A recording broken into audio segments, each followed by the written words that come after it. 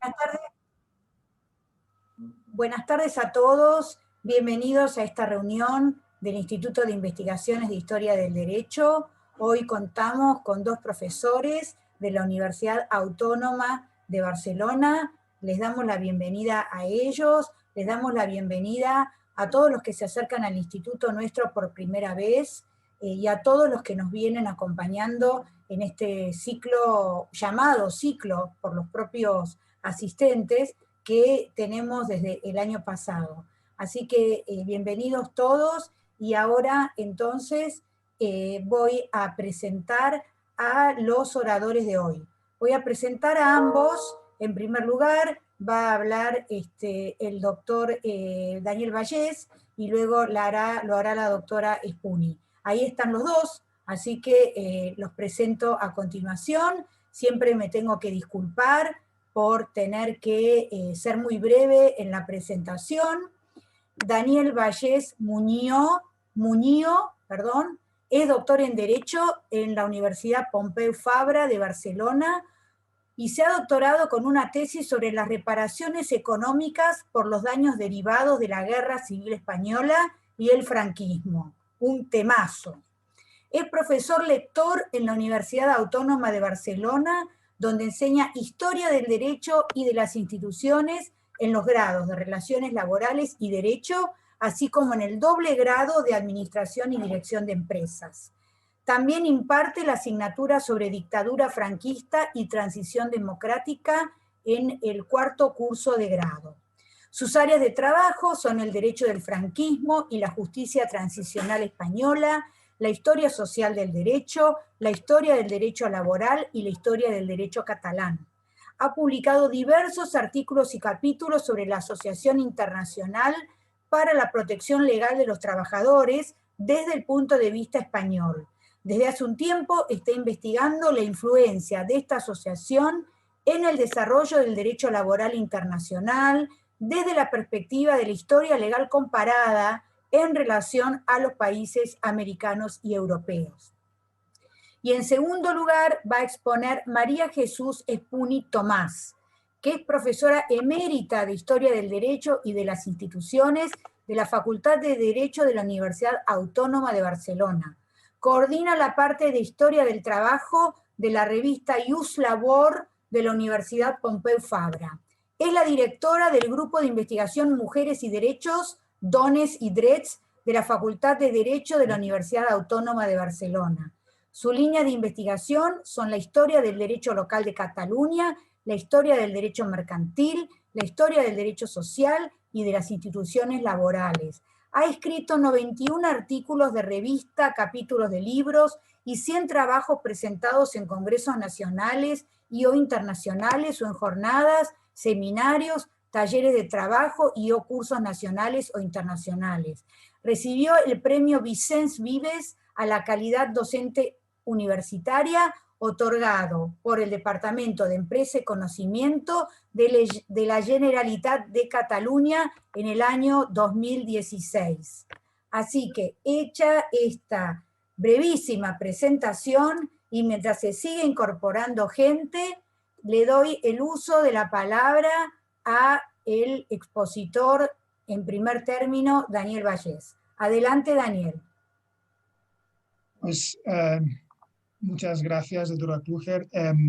Te doy el uso de la palabra. Espérame un minutito, que voy a dejar entrar a todos para que puedan entrar, y te voy a dar, te voy a pasar el comando. Si de casualidad no lo hice bien y ves que hay alguien que está queriendo intentar, si podés, te pido por favor que le des el ingreso para que nadie se quede afuera. Ahí está. Perfecto. Vale, pues lo dicho, muchas gracias por aceptar nuestra breve charla. Para nosotros es un placer y un orgullo compartir con ustedes nuestras breves investigaciones y decirles que de hecho es un llamamiento de ayuda también a los compañeros y a los investigadores argentinos de Historia del Derecho. Puesto que la pandemia nos impide hacer ciertas investigaciones, no hay de más pedir un cable, ¿no? Sin más preámbulos, intentaré compartir con ustedes el PowerPoint, a ver si... ¿Sí? ¿Se ve? Sí, perfecto. Lo único que poner la copita para que se vea en toda la pantalla. Vale, se No, ve ahora, ¿no? perfecto, sí. Se ve el flyer, ¿no? Sí, exacto. Vale, pues sin más preámbulos, nuestra charla tiene una parte introductoria, que es la que me toca a mí, la parte más importante, más sesuda, si le quieren decir así, es la de la doctora Spunt. Lo que queremos hacer en esta charla es exponerles nuestra intención de poner en contexto la Asociación Internacional para la Protección Legal de los Trabajadores y hacerlo de forma comparada. ¿En qué sentido? Como ustedes saben, la historia del derecho tiene una vertiente muy interesante y que intelectualmente es muy sugerente, que es la comparación de las historias legales, ¿de acuerdo? Haciendo una investigación sobre la Asociación Internacional para la Protección Legal de los Trabajadores en España, me di cuenta de que verdaderamente las referencias de la sección española al derecho argentino eran constantes. Y ahora veremos en qué situación. Y eso nos llevó a plantearnos si fuera posible una comparación entre algunos elementos del derecho social argentino y del derecho social español, como una micro comparación del reformismo también argentino, del reformismo social argentino y del reformismo social español. Si fuera posible establecer algunas tendencias, si fuera posible establecer algunos elementos de comparación que nos ayuden a explicar ciertas cosas, ¿de acuerdo? Ciertas preguntas, que es a lo que de forma un poco egoísta pues les queremos plantear. Para aquellos que no sepan o no recuerden qué es la Asociación Internacional para la Protección Legal de los Trabajadores, decirles de que dentro del contexto de la segunda revolución industrial europea, en el seno de este eurocentrismo que asumimos como error, ¿de acuerdo? Como en la explicación de la historia del derecho europeo. Dentro de esta segunda revolución industrial nos encontramos con la primera globalización económica, ¿de acuerdo? Esta primera globalización económica causada o ayudada por el desarrollo de los medios de transporte, que causó o que vino o justificó unas grandes migraciones, ya sea dentro de Europa, ya sea dentro del continente americano, ya sea entre Europa y América, y asimismo también implicó un aumento de las transacciones comerciales. Esta situación, esta primera globalización económica, incentivó que los juristas de la época creyeran oportuno la creación de organizaciones internacionales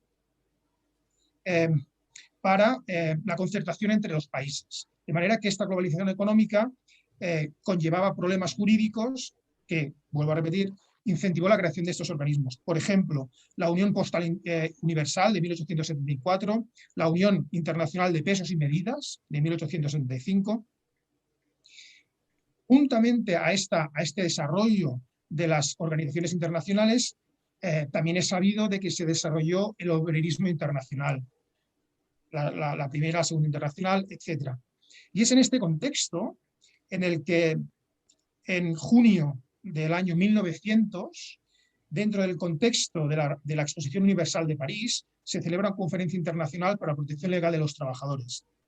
En esta conferencia del junio de 1900 se ve la necesidad de la unificación de las legislaciones sociales, de las legislaciones laborales en todos los países, por dos razones. En un primer momento, por una querencia o por una voluntad humanitarista de proteger, entre comillas, a la clase obrera, derivada también de un catolicismo social de la Rerum Novarum de 1891 del Papa León XIII, pero también, y esto es lo que a mí me llamó más la atención personalmente, y es que los creadores, los fundadores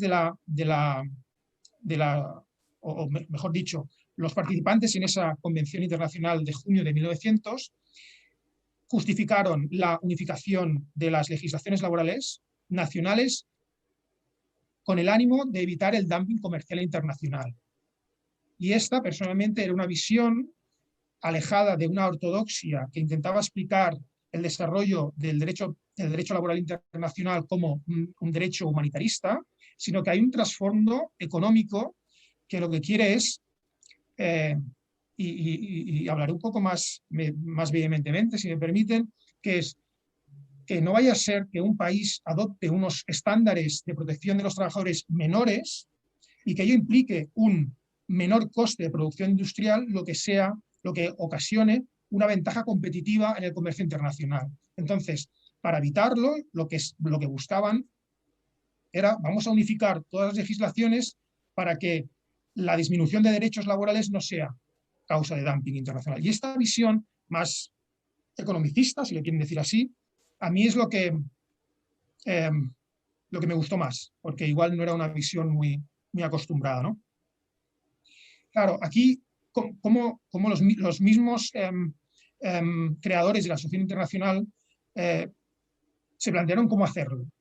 Y la forma que tenían de hacerlo era mediante dos posturas. La primera es mediante el lobbying político, es decir, hacer presión en sus parlamentos, y la segunda es mediante la propaganda, mediante conferencias, publicaciones, y es en este punto, y es mediante la propaganda, que es en el ámbito que a mí personalmente más estoy trabajando y más me llamó la atención la referencia a Argentina.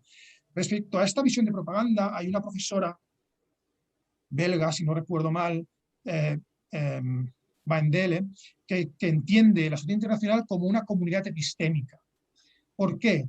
Porque la comunidad internacional lo que quería era que todos los países comunicaran el estado de sus legislaciones laborales a la Asociación Internacional, a la central en Berna, y la central en Berna informara a los demás países de cuál es la situación, en aras a que todos los países confluyeran en una misma legislación laboral. Por eso se le llamaba comunidad epistémica, una comunidad de conocimiento. Si nos concretamos en España, la sección española se crea en 1906 en la cuarta Asamblea General de la Asociación Internacional, que es la que aprueba sus estatutos. Iré muy rápido. Los dirigentes de la sección española son conocidísimos reformistas españoles, católicos, y hay conservadores liberales, pero de lo que no hay son clase obrera.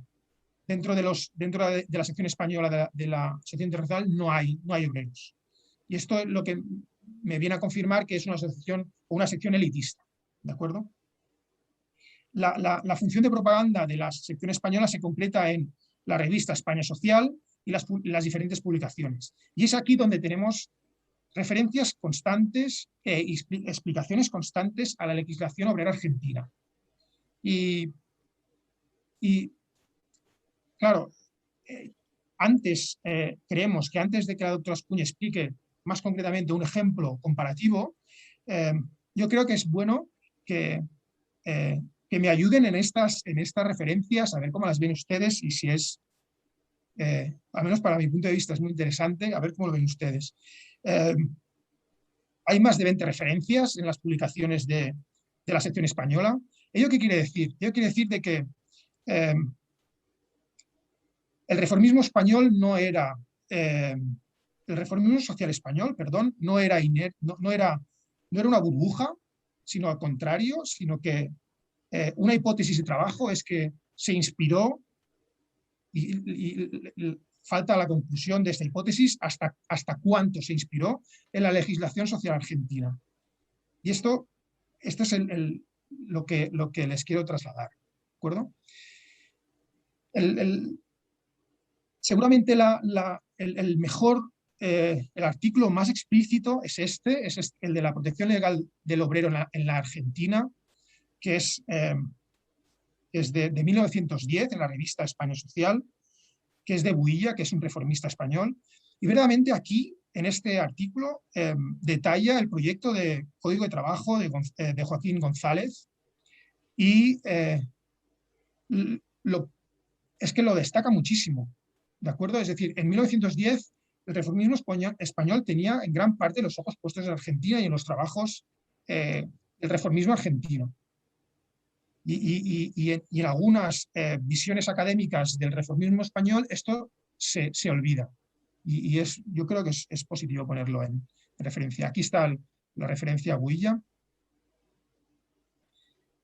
Esta es una publicación, no sé si ustedes tienen conocimiento de ella, para mí es extremadamente relevante, que es un libro de Adolfo Posada. Adolfo Posada era un catedrático de la Universidad de Oviedo, un puntal del reformismo español, que está exclusivamente dedicado a la figura de Joaquín González como un destacado reformista argentino, y le dedica una monografía, la monografía número 25 de la sección española. Y no es baladí que se le dedique toda una monografía. Respecto a Joaquín González, sí que es cierto, y esto no quiero dejarlo de apuntar, que Posada tiene un punto al menos desde mi punto de vista, tiene algunas frases que pecan de cierto paternalismo, ¿de acuerdo? Pero toda la monografía deja en un pedestal a González y al trabajo de González respecto al reformismo argentino. Vuelvo a repetir, yo creo que es fundamental tener en mente que los reformistas españoles observaban muy determinadamente lo que hacía Argentina y era muy valorado, en este caso, el proyecto de Código de Trabajo de González. Otra publicación, esta más de 1912, es esta monografía también de la desocupación en la Argentina de Alejandro Bunge. Y esto es relevante porque aquí hay un paso más les puedo pasar las referencias si lo estiman. ¿Por qué? Bajo mi punto de vista referente, porque aquí Bunge lo que hace es un análisis estadístico muy pormenorizado de cuál es la situación de la desocupación en Argentina. Es un ejercicio estadístico y es un ejercicio de que a los reformistas españoles, entiéndanme, les va bien. Es decir, no solo ellos trabajan con estadísticas, sino todo el resto del mundo lo hace, y Argentina lo hace y lo hace genial. A mí personalmente el trabajo de Bunge me parece exquisito, y aparte nos da mucha información sobre la situación en la Argentina en aquel momento. Pero no solo eso, sino que hay reiteradas referencias a las publicaciones de revistas argentinas y a las publicaciones de monografías argentinas. En este caso le he puesto solo un ejemplo, que es Las conquistas de la higiene social, también del doctor Augusto Bunge. Solo es una referencia, pero en las publicaciones tanto de la revista social se van reiterando tanto revistas como bibliografías. Esto me vuelve a confirmar la hipótesis de que el reformismo español tenía los ojos ahí. ¿Y por qué no poner en valor esa referencia? Y eso es lo que a mí me gustaría expresar. ¿Por qué no poner en valor la influencia argentina en el reformismo español? ¿Por qué pensar que el reformismo español es unívoco y es autónomo cuando es todo lo contrario? Claro, y aquí es donde veo todo esto y me pregunto, bueno, ¿qué pasó en Argentina? Es decir, ¿dónde está la Asociación Internacional para la Protección de los Trabajos en Argentina? Y me doy cuenta, ya aquí hago un paréntesis y voy acabando ya, es que los boletines de la Dirección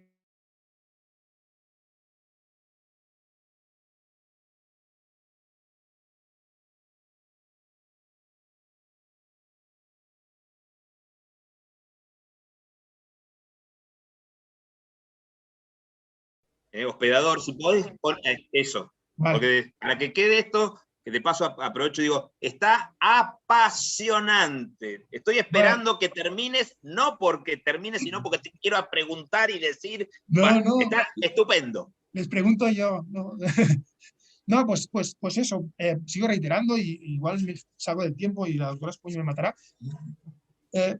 Es que está todo el rato presente Argentina en la sección española. Entonces, es decir, el cauce epistémico de Argentina hacia España está suficientemente probado, está probado desde el punto de vista muy positivo, e incluso Posada dice, o viene a decir, puñetas, es que los argentinos ya tienen un proyecto de código de trabajo y nosotros no hemos empezado ni a discutirlo. Y los argentinos ya están con un proyecto de código, y entonces es con una admiración genial, que al menos a mí me parece genial, que esa admiración académica, ¿no?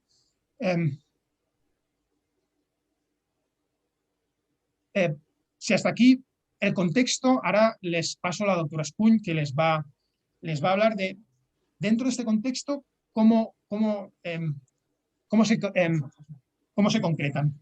Cómo se concreta en el punto de las legislaciones protectoras de trabajo infantil.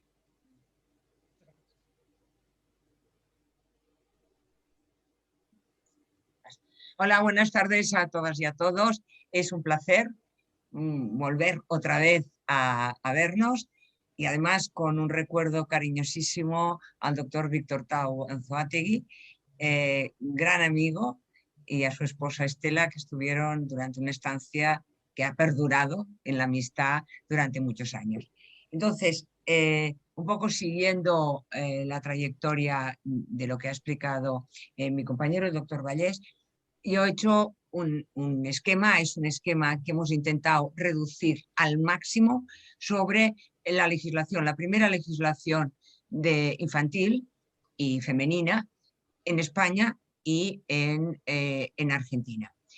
Yo empezaría a leer diciendo que en el boletín precisamente del Departamento Nacional de Trabajo, cuando ha de salir la primera ley argentina, la de 1907 de mujeres y de niños, se dice: la reglamentación del trabajo en la República Argentina no puede asumir la forma unitaria que presenta en Francia, Italia, Bélgica, España y otras naciones europeas cuyas leyes se suelen invocar como ejemplos en esta materia. ¿Cuál es el problema? El problema, según detallan, es primero el régimen federal establecido por la Constitución, y después la necesidad de armonizar una serie de instituciones jurídicas existentes.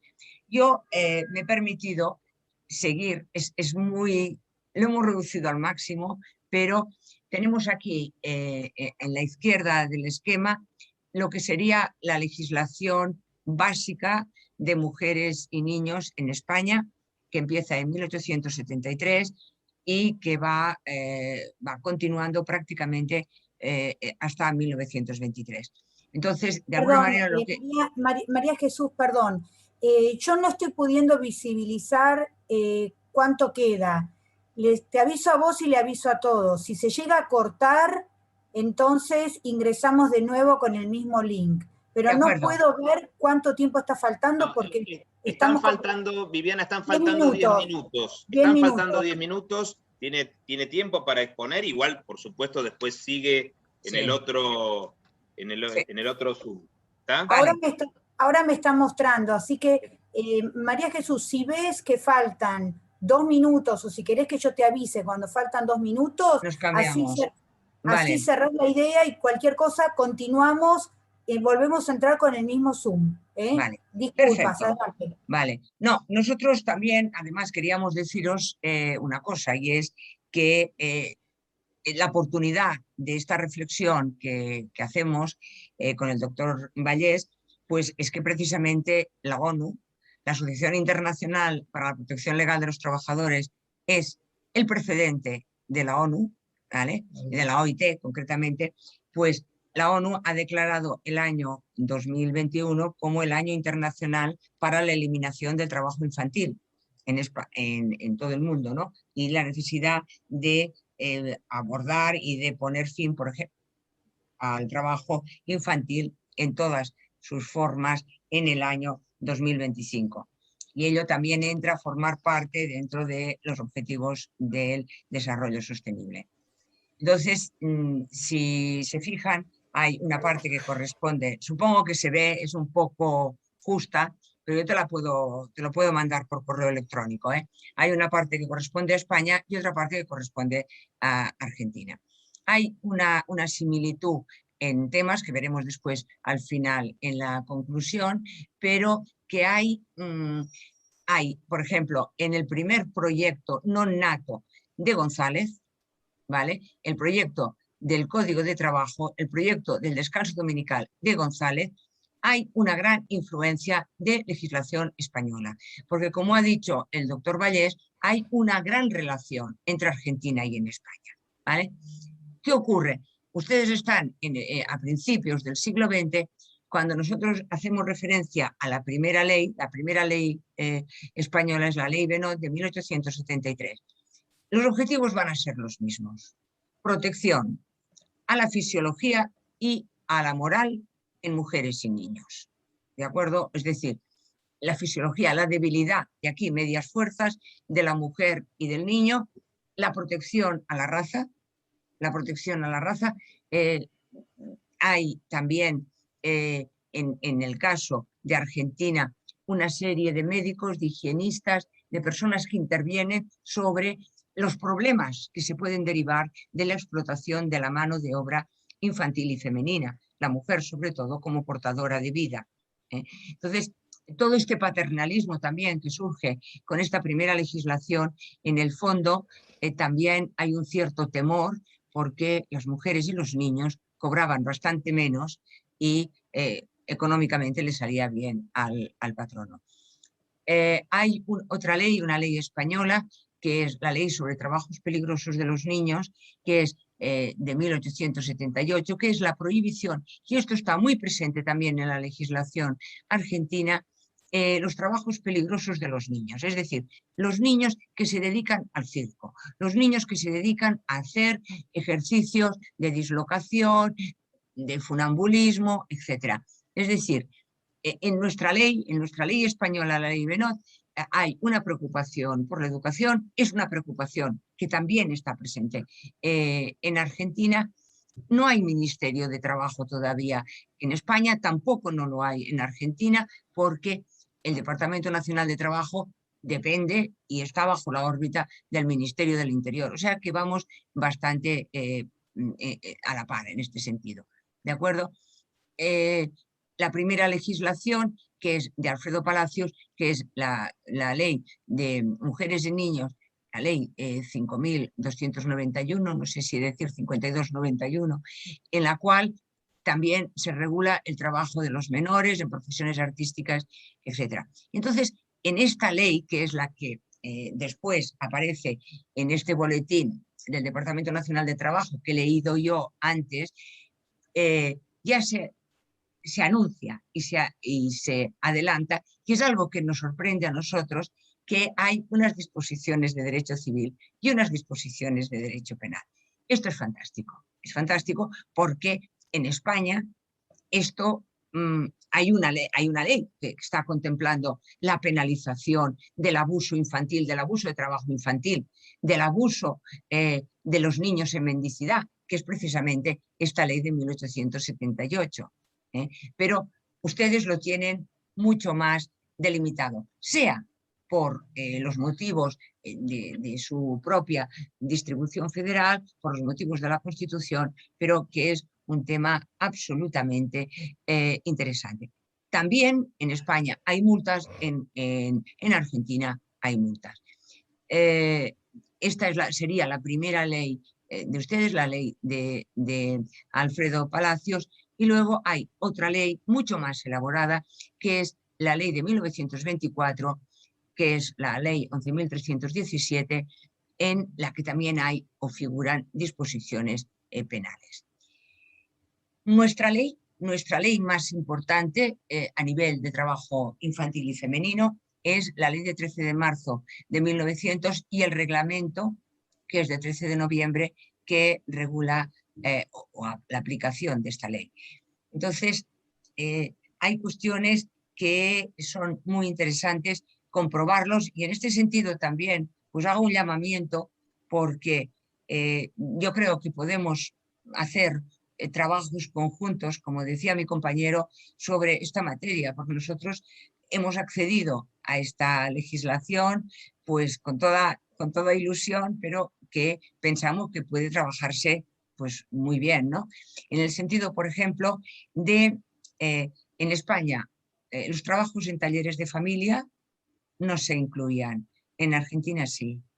Entonces, por ejemplo, en Argentina van mucho más adelantados, por ejemplo, en el sentido de que no se abusara del trabajo de los niños en orfanatos o en instituciones de beneficencia. Es decir, lo típico, ¿no? Los niños y las niñas cosen o hacen pequeños trabajos que luego se venden en estos establecimientos de beneficencia. También otro tema que es interesantísimo y que está en Argentina y que no está en nuestro país, no está en España, que es el Ministerio de Menores. El Ministerio de Menores, claro, para nosotros es, bueno, lo que hemos podido leer a través de los autores más o menos especializados, pero que es, bueno, un fondo importante para continuar trabajando. También todo lo que es la protección a la maternidad. La protección a la maternidad que viene determinada, no lo olvidemos, del convenio de Washington de 1919 de la OIT, en el cual se empiezan a establecer las medidas de protección a la maternidad y de la lactancia.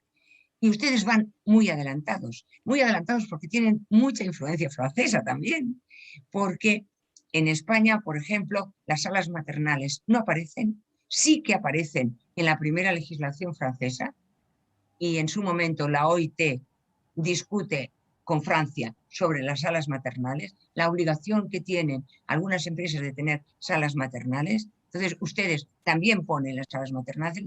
La diferencia de la prestación, bueno, de la lactancia en España es 1 hora, en Argentina son 3 módulos de 1/4 de hora, en España es 1 hora, media hora mañana y media hora tarde.